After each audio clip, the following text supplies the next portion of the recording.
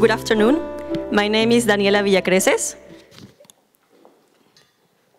I come from the Secretariat for Risk Management from the Government of Ecuador. Today, I would like to talk about risk reduction through community-based monitoring, and I will tell you the story about the Vigías of the Tungurahua. So, Tungurahua is an active volcano in the Ecuadorian Andes that started its eruptive ongoing phase in October 1999. The latest historical eruption occurred 80 years ago, so communities had forgotten what are the consequences of an eruption. Evacuation of Baños town and surroundings communities was called by the President of Ecuador. The evacuation was enforced by the army, and the people living in Baños was actually in the industry tourism, and the communities in the surroundings were in agriculture. So with this evacuation, they had a loss of access to their livelihoods and a growing feeling of desperation. The activity in the volcano increased until December 1999. At the same time, members of the community formed a group known as Los Ojos del Volcán, the eyes of the volcano. This group was observing the volcano from a safe hilltop, and they actually became a self-appointed voice of the displaced population.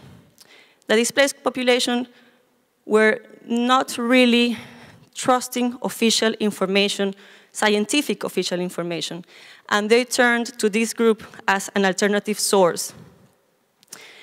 Despite fluctuating activity from the volcano in the year 2000, residents forcibly reoccupied the town and the surroundings, overrunning army checkpoints.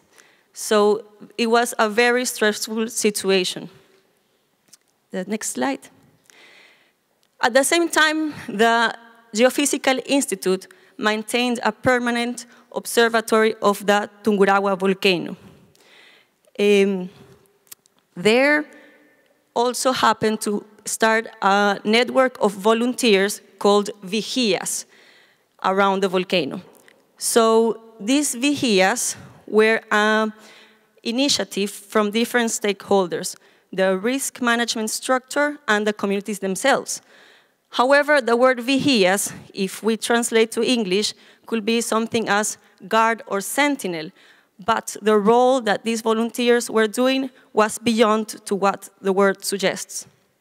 The vigías had two roles: to facilitate the evacuation as part of the system for the civil defense.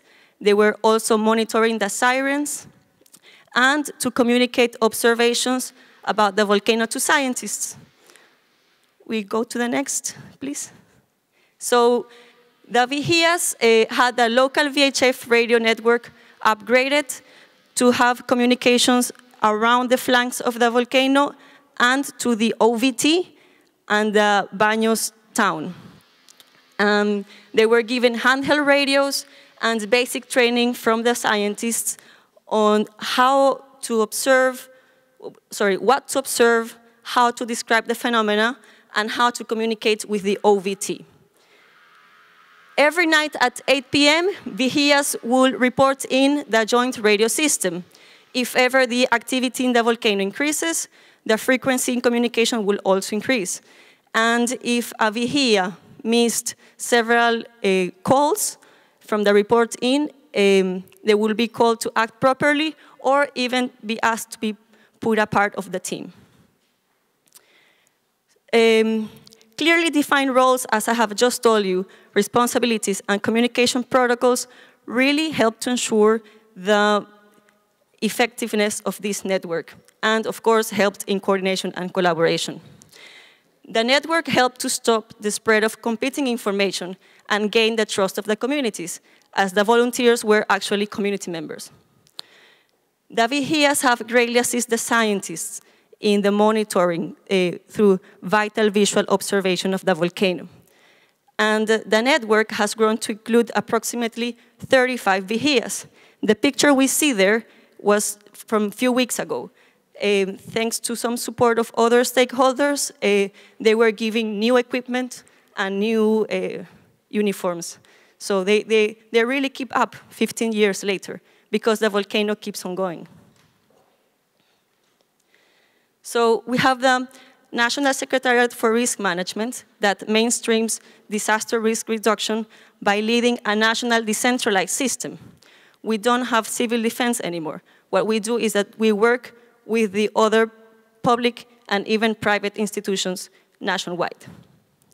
And the examples of the vigías, together with a national framework that mainstreams and decentralizes risk management, has proven to be successful by putting together communities, local authorities, scientists, government institutions, and other stakeholders in building resilient communities. Thank you for inviting us to share our experience.